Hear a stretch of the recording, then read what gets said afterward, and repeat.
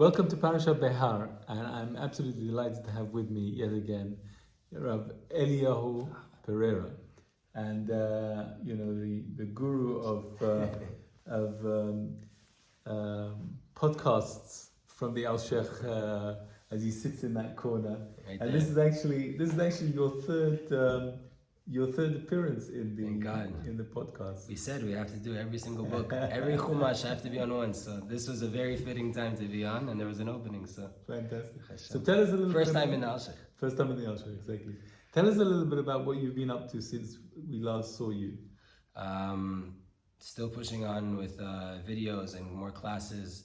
Our chabur that we do every Tuesday is coming on to nearly a year now. Wow. We're gonna have a 1 year consistently every single week meeting to learn and meditate and to Which come you're together. learning what? B'yam Darkecha, which is an amazing book that brings down all of the spirituality that we're going through in the times and different practices that we do, but it really defines for us the spirituality behind all of these aspects that we're engaging with. And every Tuesday we come together, meditate and learn and sing and talk from our hearts. A few friends, a few people together here in Tsfat at night. And besides that, I had a baby girl, thank God. Mazal tov. So now a father, so it's a whole new revelation of Hashem in the world, and You could start learning Kabbalah now. something like that. Something like that. But that's amazing. It's eye-opening. I mean, I don't have to tell you, you're a father yourself, but it's so precious, it's so amazing. Just and also on the side of a relationship with Hashem, how much more it adds to your understanding of how much Hashem loves us. How much mercy and how much patience and how much, yes, whatever you want, yes. You're crying? No, don't cry. So, Hashem. Very good, excellent. So let's go down straight into the deep dive of Behar. And there's two areas that I really want to focus on in the Parasha, because there's lots going on there. Of course. But the two main areas are Eretz Israel and this whole notion of wealthy and rich in the society. But let's start on Eretz Israel. I mean, you have a very strong connection with Eretz Israel, right? Tell us a little bit about how you ended up here. So I didn't really ever come to Israel until I was 17. And that was after 11th grade in high school. I had one more year of school left. And I wasn't doing so well in school, sort of that way. Could pass tests, but I was no chance I was doing homework. You're lucky if I showed up to your class. I would show up to school and leave probably most of the time. You were a rebel. Yeah, I couldn't stand it. Schools in America are designed as prisons anyway, so it's not, I saw all of these things that bothered me, but I found myself, pretty much in a bad situation the average kid shouldn't be in, and not being able to stay in that society. And I saw bad things in America for me. And I told my father, I'm going to go to Brazil, to England, where we have family in both. I live there. Let me just get out of here. And he said, I never sent you to Eretz Israel. You have to go to Eretz Israel. Wow. So I originally came to Tsfat, but the plan was to be in Israel for 8 months. And I had a base here to be in the Chazan and the Rav and the deputy mayor of Tsfat, Shlomo Godsi, stayed by him in his house then. Wow. And funny enough, his daughter was in our house in Miami. We switched rooms, right? Let the crowd decide which one had the upgrade. Right? I think no competition. Not at all. But I came to Eretz Israel at 17 years old. No friends, no family. Didn't speak the language. Here in Tsfat, a huge culture shock. And for me, I found in Tsfat it wasn't cutting it for me. It wasn't a place that I really connected to at the time. I understood how immense the Kedusha is here, how holy this place is and how powerful it is, but I couldn't handle it at 17 years old, fresh out of public school in America. Right. But once I got to Jerusalem, Yerushalayim Yer HaKodesh, then 2 nights in Jerusalem, I called my mom, I said, please start packing my things, I'm making Aliyah, I'm not coming back. And here I am 13 years later, back in Tsfat, right? Amazing. And I love it. Eretz Israel for me is everything. The reason I fell so much in love is because we're Jews, and I lived in 6 different countries throughout the world, been traveled to tons of different countries, seen different places, different cultures. I have family in all of these different cultures and spectrums. And for me being a Jew, it's funny because when people ask me why am I religious, I always answer like this, and it connects exactly with the two main points you want to talk about. I say, I've been very rich in my life. I mean, my father, I grew up in a very, sometimes we had money, there was times we didn't have money at all. And growing up as a kid, there was times where we were religious and less religious. And then I lived in Chutz La'aretz and I lived in Eretz Israel. And after all that I experienced, yes, only 30 years old, right? But after I did experience a lot, and I went through a lot, and I've seen a lot of different cultures and different people, and I've learned from tons of people. My house was very open. After all of that calculations, to me, it makes the most sense, and it feels the best to be religious. And the money aspect of that is, if you had to choose, I would say less money, the more spiritual you're going to be. But that doesn't have to be that way. It doesn't have to really be that way, right? But it's interesting. When you came to Israel, you didn't have these gorgeous piyot. Could you tell us a little bit about how you developed this great look? Yeah, don't get fooled. It's a look. It's just a costume. But for me, peyot is it goes back to the land of Israel, right? Why do we the Hasidim? The Torah commands us at all not to shave this area, right, of the corner of our head, not to destroy the hair there, and not to destroy the hair in our beard. Where did they get it from? From the fact that, right, also the corners of the field we don't harvest. We leave them for the poor. So the head is like a field, right? And in the Kabbalah they explain that the hair on the top of the head, or anything excess in life, long nails, long hair, it's unnecessary. That's a place that harder things, more judgments, stricter energies can attach to that, because it's not necessary. So it's something that's not needed. It's already in motorot. It's like there's a place that there can be an opposition, right? So the hair on the top of the head, that's like the field, we shave it. But the corner of the field, that already where the Torah tells us not to touch with a razor, that's already obviously not the same ruling as here. It's not the same part of the head. It's not the same hair even. So that part of the head, we let it grow out. So they say that the excess that we don't need, that's the deen, that's the judgment. With that we want to take short, we want to bring down. And when it comes to the peyot that we're not meant to cut, to leave for the people, so that's a sign of chesed. And we want a lot of chesed, especially in our deen that's kind of connected. We want a lot of chesed in the deen. We want a lot of loving kindness. And then the beard, like the Zohar explains, is rachamim. It's the 13 midot of rachamim. So throughout the years, right, I didn't have this, I didn't have the beard, I didn't have any of this, right? But my path in learning, what I was exposed to, these things became important for me. And it's funny, my dad was against it, and for years I wouldn't do peyot because I didn't want to go against my dad. But it was burning, and I know it's like, the rabbis, they tell you, listen, you have to respect your parents, but when it comes to something spiritual that's like really, really you, after a while, there's only so much you can hold off if it's really speaking to you. So it was, and I didn't know what to do. I thought, which rabbi could I get that's going to be able to talk to my dad and he won't be able to say anything to him? So I know you're seeing this, Alba, I love you. So I went to the Shropkover Rebbe. My dad introduced me to this Hasidic Rebbe, the only Hasidic Rebbe that I knew my dad ever had a connection to. Shropkover Rebbe, may he live a long life with health, V'ezrat Hashem. He lives in Jerusalem. And I sat with the Rebbe and I said, Arav, this is my situation. I need to do peyot. I need to have peyot. I don't know how can I explain to my dad. Maybe the Rebbe, let's start with this. Rebbe, why do we do peyot? Why do we have peyot? So he said, Lasot peyot. To do peyot, we don't do peyot. We don't do anything.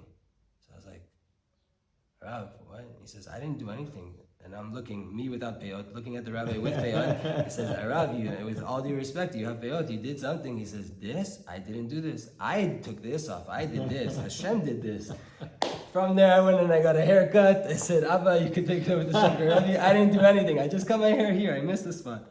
Very good. I love that story. Thank you. So tell us, what is it about the connection between the Jewish soul and Eretz Israel? I mean, it's very interesting in Parashat Bereshit. We're talking Bereshit. The whole purpose of creation was created for Reshit, and Reshit is either the Torah or Bnei Israel or the land of Israel. Yeah. So there's a huge premortal connection between the Jewish soul and the land of Israel. Well, tell us from your perspective, how do you see that connection? A Jew has to connect to Hashem no matter where he is in the world. And the reality is that Hashem spread us out in the world for whatever reason. We have an obligation to connect to Hashem everywhere. For whatever reason, I kind of see it's in a way a chok, right? We have although there's rabbis that don't put the Yishuv of Eretz Yisrael, the settling of the land of Israel, as one of the 613 mitzvot. There are rabbis that do. I don't know if this is the actual case, but if so, I would think it's a chok. It falls in the category of those irrational commandments that we don't have understanding for, we don't have any reason for, right? Although the Torah tells us that Hashem looks at this land from the beginning of the year to the end of the year, constantly, Ashkacha Prati. Everything is midah keneged midah, everything is divine providence, everything is measure for measure. How you act here is immediate response, right? We live this, especially here in Tzfat. I think though, if it does fall in that category of chok, of these laws that we don't understand, it makes a lot more sense to me, because really, why is it that this place is any different than anywhere else? Hashem chose it. Hashem said, right? Exactly, you brought up Bereshit. The first Rashi in the Torah from Amar Rabbi Yitzchak. Rabbi Yitzchak said, right, that why does the Torah start with Bereshit and not with the mitzvot? Why? Just to tell you that Hashem, who created the world, He took the land from the nations and gave it to Israel to serve Him. So Hashem just picked this place. Now, how does it apply to us? It's clear, it's so obvious that if you want to be a Jew that's connected to Hashem in a deep way and to live it out from the morning to the night, this is the best, most auspicious, perfect place with the highest level of Wi-Fi, right? It's amazing, And then there's the holy cities within Israel, and there's the different revelations of how they all, I don't know, I lived everywhere. And I can't speak so much for, I'm not even touching the government and anything about that. Just this land. There's something here that's magical that we all experience when we come here. And it comes to the point that you're invited and you're thrown out. It's not even really so much about you, right? We're Jews. Hashem picked us. Why are we Jews? Because that's what Hashem decided our neshamot were going to be in this Gilgul, in this turnaround. And why Israel? Because that's what Hashem decided. When those two things connect, and the next key part is the connection between them is the Torah. Because if you don't have Torah, you never would understand the power of this place. You can't understand it. The opposite is true. You would be startled and you would be confused out of your mind with the bureaucracy and the dangers and everything. But with the Torah, all of that kind of goes aside, and now you're in this amazing bubble of spiritual energy that just pushes you to grow. It reminds me of a story, as you're talking, it reminds me of this beautiful experiment that was done. They took a world-renowned violinist and they stuck him in Penn Station. I saw this video. You saw the video? And he's playing and nobody takes any care of him. They just don't even notice him, except for a little girl who, the purity of a child. She notices it and she wants to sit and watch this beautiful, accomplished violinist play, and her mother drags her away. Come on, let's go. And the idea is that, if you take that musician out of the contents of Carnegie Hall, where people pay thousands of dollars to come and see him, and put him into a different context, the value is so insignificant compared to. And it's the same guy, same violin, same piece, but it just sounds different, right? Completely. So this reminds me of, when a Jew wants to really be a Jew, the best place to be that is in Israel. Yeah, you see this, and you see from the innocence, like you said, a child, the innocence. You see a lot of converts. When they convert, one of their main goals is to come live in Israel. And the rabbis in Chutz La'aretz tell them, no, you don't have to do that. No, I want to do that. What do you mean? And a lot of them, especially if they're Christian, right, and they were reading the Bible for years and years and years, what do you mean telling me I don't have to go to Israel? I already am pushed to convert. Why would I not go to Eretz Israel, right? And no matter how hard that is, you see how pure their thought is. That if I'm already doing it, if I'm already becoming a yid, add this off, all the way. So let's look at this law of Shemitah, which is a very bizarre law. The idea that we have to let the land rest. And the Alshech says, in the first question, he says, what is the land has a soul like a man that needs to rest on Shabbat? It's an inanimate object. Why would a land need to rest? And the other thing he says that where the Torah says it's a rest leHashem, to God. It's not for the land's sake. It's not like we would think agriculturally, let the land rest so it can produce more fruit. No, this purpose of the rest is for God. It's the most bizarre commandment, and I just wondered whether you had any reflections on that. Yeah, so Baruch Hashem, thank God this podcast provides me an opportunity to really learn a lot of Torah, because I got scared, like, what am I going to say? I want to be on, but what am I going to say? so this is one idea that I learned in preparation for this podcast. Rabbi Nachman talks about it. What is the idea of Shemitah and the Yovel, specifically the Yovel? Right? Because Shemitah is just one part of the 7 cycle to get to the 50th, right? He says that on the Yovel, everything became free, right? Slaves sent back home. You owned property, it went back. Because nothing was a long-term contract, right? The longest contract you could have on a property is 50 years, right? And after that, it goes back to the original owner, right? And all these different ideas of just freedom, the field you don't touch, Jubilee, everything, atonement on Yom Kippur, what's going on? What is Shemitah? So he says, and you also mentioned it as well, Shabbat. He says you have what is called Erat HaRatzon, this illumination of the divine will of Hashem, which on Shabbat we feel, specifically on third meal, right? This is actually sheet where it's like, the energy is so intense that you realize that you're in a world, but that does not at all negate the fact that everything is Hashem. It's all one. So to on Shabbat, we're not worried about what's going on in the world. We're not worried about our business. We're not, what changed? What is Saturday any different than Tuesday? There's this more intense revelation of Hashem's will in the world. So too on the Shemitah year. On the Shemitah year is the 7th year, and it's on a national level where all of us are commanded in the same thing with the land of Israel to Shabbat, Yishbot, right? To stop and to release. And then when it comes 7 of those together, we're commanded to release everything we own. Let it go. Slaves, property, everything. Just release. Goes back to its source. Why? Because when there's such an Erat HaRatzon, Rabbi Nachman says, when there's such an illumination of the divine will in the world, then no one is able to be makpid, to be stringent about what is theirs and what's his, right? This is my field, this is the produce from my field, that's the produce from his field. No, there's no produce. No one touch anything. You have a slave, you have a servant, release him, let him go. Home, find a way, right? You have a property that you've been working on, not yours anymore. Why? There's such an illumination of this divine will, like the Alshech said, right? It's to Hashem, it's not about us, it's not about the land, it's not about any of that.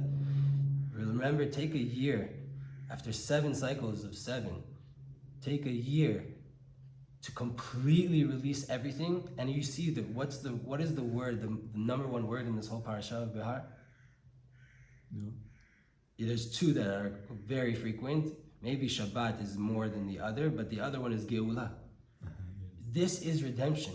This is freedom. This isn't that you just let go, realize that there's such a divine will in the world, that we're all one, we all return to the simple unity of Hashem, and then there's no more, this is mine, that's yours. But let's just try to understand in practical terms what it means to have a Shemitah. Imagine, we're just not farm owners, you're landowners from that perspective, so it's very hard for us to imagine. But just imagine the equivalent will be, imagine God says to you, Eliyahu, this year, in the 7th year, this year, I don't want you to work. You have that in the world, sabbaticals. Sabbaticals. Right? Would you have the confidence to turn your back on your income and say, I trust you, God, to provide for me this year, I'm going to dedicate this year to study? I'll tell you straight up, if I knew it was a mitzvah, I would do it. No question. How I would get through it, I don't know. I don't know. I asked once a farmer here if he sees on the 6th year and on the 8th year if he sees more bracha in his grapes. And he said no. But I sell a lot more wine. Right? So you see that on the physically, what's happening to the crop? Yeah, there were stories in the past, and the people they say that by Gaza and the fields there, they say that Rav Shmuel Eliyahu talks about this, that on the 6th year there's an increase in produce to provide for the 7th and 6th and the 7th and the 8th year. But not everybody sees that, right? That's not everybody's farm. That's not, I don't know, maybe the people with bracha, maybe for whatever reason it is, Hashem, doesn't always show. So I don't know. Money and stability for me is an important thing. Not that I try my best not to chase after it, but I would like to not have worries and money.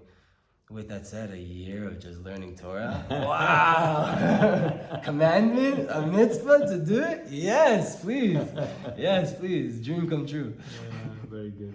Well, okay, so let's just dwell on an idea of the Alshech, who says that 50 years is akin to 50 years of a man's life. For the first 20 years, normally a man would live 70 years. First 20 years, you're learning. It's like you're training. Yeah. And then the next 50 years is where you really, whatever you do in the world, you have to explain and appear in the celestial court to justify it. But at the end of the 50-year process, the Yovel, going back to its owner, your soul goes back to its owner, which is Hashem. I thought that was kind of very, very perceptive. It is beautiful, isn't it? Right? The Chazal say that until 20, we're not held accountable. Right. You're not about that. And from then on, that's amazing that it aligns with this 50 years. Yeah. I never heard that before, and it's a beautiful idea. Hopefully, now we have a much longer life expectancy. but David HaMelech, that was his life, 70. Very good. So let's go into the idea of wealth and poverty and richness. And I was fascinated when I read this at the Alshech. He said, why does God create poor people? I mean, surely He can create anything He wants. He's a just God, and therefore, why wouldn't He create everybody with sufficient independence and financial stability to sustain themselves without having to ask for loans and tzedakah from other people, which is very demeaning. And he answers quite brilliantly, I think, that if everybody was equally wealthy, then where would be the opportunities for the rich and wealthy to do tzedakah and chesed to the less fortunate? And it's actually quite incredible to think that might be the reason why there's such thing as poor people in the world, purely to give an opportunity for the wealthy to express their chesed to the less fortunate. 100%. And I don't know a different way, but you see also in the spiritual sense that the deeper you go into the Torahs of tzedakah, of charity, you see that the taker is really the giver, and the giver is really the taker.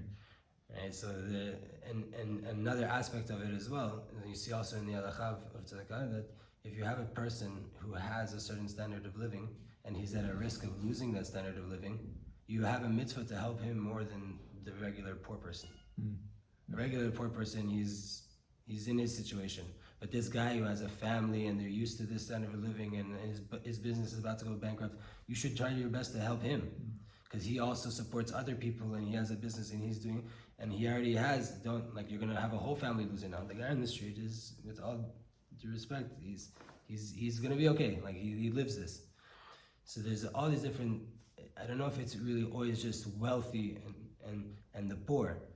That could be relative and change with the time. And the poor person, especially when you go to the deeper side of it, the poor person, that's giving the opportunity, a lot of times that's like an amtaka. It's a sweetening of judgment, right? And really the poor person is the rich guy that needs to give away money so that nothing else happens to him, right? There's so much that goes into tzedakah. The whole world stands in tzedakah and it saves from death. There's an amazing story of the Baba Sali. The Baba Sali was traveling here in Israel, and there was a soda, Coca-Cola truck in front of him. And he told his driver to pull up next to the truck, and he told him, stop and give me, can I buy some soda from you, some Coke? Says, no, what do you think this is? It doesn't work like this, another store. He says, please, I'm begging you, I'm thirsty, please, I'll pay, whatever you give me, you can just give me one, what does it matter to you? No. 2 lights later, truck is in a head-on accident, and the driver, right, didn't make it. And the guy was like, what was that? What happened, Baba Sali? Please tell me, what was that? What are you don't even drink Coke? He says, listen, I saw the angel of death dancing on top of his truck. If he would have given me a bottle of Coke, it would have been over. Right? So you never know what the situation is when it comes down to tzedakah and giving over and transferring of money, right? Because money, they call it zuzim. Money isn't meant to move, it's meant to be always in motion. Damim, they call it blood as well. We work hard for it, but just like blood is constantly in motion, it's constantly circulating. We never know the calculations that are going on, but it's definitely one of the most fascinating parts of Judaism. It's interesting that in my healing process, one of the things that Yoel was saying to us that if you want to heal your blood, then you have to be in movement. There has to be movement because that is a key catalyst to heal the blood. And it's very similar here that if you there has to be movement of money. Healthy bank account has ins and outs, to retain, to allow you to retain that. The other thing that was fascinating to me was this idea of not charging interest to another Jew, and then it says, "Don't charge interest," and I am the God who brought you out of Egypt. What's the connection? And the beautiful idea is that when you have money, it's not your money, it's not our money. It's we're is it raining? Oh, blessings of rain. Start talking about money, the Geshem comes down. In the middle of May, that's a blessing. The good thing we're in here. When you what was I saying? Sorry. About not charging interest because it's so God says, it's not your money. I'm just giving it to you as a caretaker. You're taking care of it, and therefore, by you charging interest, you're defeating this equilibrium that I've set up between the rich and the poor, and then I have to come in and interject it. So that was very interesting to me, and also this idea that we were talking about the land as well. That by giving back, you can only buy the land for the period of until the next Jubilee year, and you have to give it back to the owner with happiness, and that will allow you to stay in the land with security. And this whole idea that our security in the land of Israel is not guaranteed. It's subjective, and it's conditional to us following the mitzvot of the Torah. And I never looked at it like that. I've always thought, Israel, the army, the strength of Israel, and that's right. Almost like it's important, of course, but it's almost the final result of it. But what's really sustaining us is the promise of Hashem to stay in the land if we keep His Torah. It goes hand in hand. That's why we said in the beginning of the conversation, right? A Jew in Israel is a very powerful thing, but without the Torah, it's nearly nothing, right? It's like the Torah is that key that opens up and actualizes all of these connections. Wow, thank God. This is amazing. Right? So this might be a longer podcast. Yeah, that's right. How long have you got there? So, exactly, it goes to all of these calculations, right? And the first point that you made of the rebate, of the interest, right? Like we said, if the money is deposited by you, and now it's about saving your life and this, like, so you give someone a loan, that was a mitzvah. There's a mitzvah in the Torah to loan, right? So now you made a loan, you did a mitzvah. Now you want added bonus in this world on it, you're going back into this world. The whole idea of the mitzvah was to give up your money. Forget this world, help someone else. Now you want to make money off of doing that in this world? It's not like, right? So it's, I think a lot of these parashiot, especially Behar is like the idea of give up, just give into Hashem, give into the will of Hashem, give into the will of Hashem. There's a divine will, it's not yours, Just remember, like, leave the possessions, right? And then what is all next week, the next parasha, Bechukotai? It's in Bechukotai Telechu. If you're going to walk in my statutes, meaning you're going to be amelim b'Torah, you're going to work hard in Torah, you're going to work hard in your... So this one tells you give up on the spirituality, on the physicality, and the next one's telling you how much you have to work on the spirituality, and then it's a whole list of curses, right? That they're blessings just covered up, but that's the outcome of not being happy and not doing all of these things, b'simcha, and for not putting your all into the actual goal, which is connecting to Hashem, which is the geula, right? When you redeem land, it's called geula. That's literally what the Torah calls it.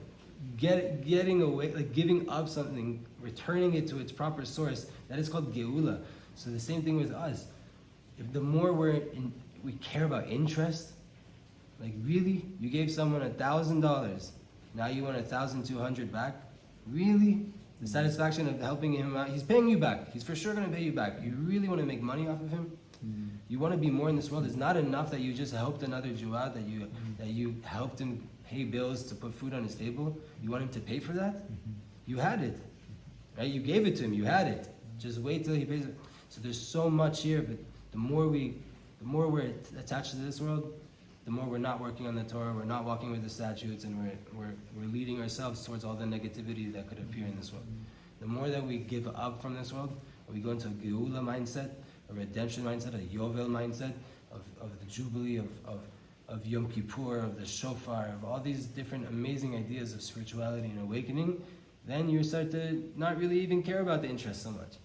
Well, it's interesting because it's, the idea is like this. God gives, say, Reuven money so that he can give tzedakah to Shimon, right? So Reuven thinks, okay, I'm going to give him the money with interest and take interest back. But it's not, again, like we said before, it's not your money. It's God's money who's given it to you as a channel to feed it through to the poor. Yeah. So why are you taking... Why are you benefiting off of that? Why are you taking a cut for yourself? God gives you a blessing of the money in order that you should funnel it, and you're trying to siphon off a... Your job is to do exactly that. Exactly. So, that's great. We're 2 days away from Shlomo Bar Yochai and Lag BaOmer, and you've got 500,000 people coming to probably more. Probably more. What's your take on the whole issue? What does it mean to you, Lag BaOmer? Lag BaOmer is a day that I've personally seen many miracles in my own life and for others. It's a day that is very hard to explain, very hard to understand. Passing of a tzaddik, what does that mean? The revelations that he brought down on that day, the Zohar, everything that comes out of Lag BaOmer, the end of the passing of the students of Rabbi Akiva, the fact that Rabbi Akiva didn't die and he was able to bring Rabbi Shimon to the world as a student. So much that goes on this spiritual day. Even more in the sphere, Hod Shebahod, right? Like the submission within submission, receiving within receiving, making space. It's such a beautiful, powerful day. Just to say one miracle story that I saw, clear Ashkacha Pratit. A few years ago, the year before I was married, I went with my rabbi in Jerusalem and his brother. His brother and I were single. We went on Lag BaOmer, we drove there. We got there at like 9, we left at 2 o'clock in the morning. The whole time just Tehillim and praying. None of the partying, none of that. We danced a little bit, just so you know, you have to dance a little bit, but we went to do work and we were pushing. his brother and I both got engaged on the same day and both got married on the same day. Wow. So you can tell me it's not connected. Wow. I never met him before that night. I had no connection with him before. Right? He's my rabbi's brother. Amazing. We stood next to each other and we poured our hearts out for hours and hours in the middle of the night in Lag BaOmer. We both got engaged, both got married in the same day. So it's, my rabbi did my wedding and left. Like he married me and then he left to go to his brother's wedding. Wow. And so it's like, it's and the same thing was in the engagement. I did the engagement in his shul. He did it really quickly, and then he left to Har Nof. So it's a beautiful day. But I would say more than anything, the Torah of Rabbi Shimon, the Torah of Rabbi Shimon Bar Yochai, on 3 main points the tzaddikim say is emunah, bitachon, and dveikut. Right, belief and loyalty to Hashem, dveikut. Right? Clinging to Hashem with all your might, because that is all there is in the world, and everything you have is all there is Hashem. And then bitachon, living out that knowledge and that relationship and that hug that you have with Hashem, and knowing, not that it will be good. No, right now it's amazing. Right, living it out. Right, that overall is the Torah of Rabbi Shimon. Of immense loyalty to Hashem, not moving for a millimeter from what He commanded us, and trying our best to connect at all times, to cling to Him with all our might, in all our day as much as we can, and to really live a life of bitachon, to not be scared, to not be startled from this world at all, whether up or down. Hashem's in front of me at all times. Amen. And we have a beautiful learning happening here in the Alshech. In general, we have to introduce things. It's not like this. All right, guys, listen. This man right here had one of the best ideas in a long time in this holy city of Tzfat. Right now, we have an amazing opportunity to sit here. In the meantime, it's on Tuesdays. It's called the Alshech Academy. Right. The Alshech Academy. Should I do this? Should I take it away? Take it away. This is what happened. One night, Shlomo couldn't sleep. Right? Talking about the tzaddikim and the Rabbi Shimon Bar Yochai, right? One night, Shlomo couldn't sleep.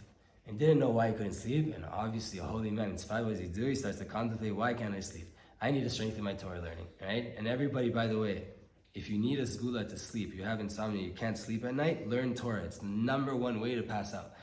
You get bored and straight away you're going to go to sleep. Right? #1 sleeping pill, Torah.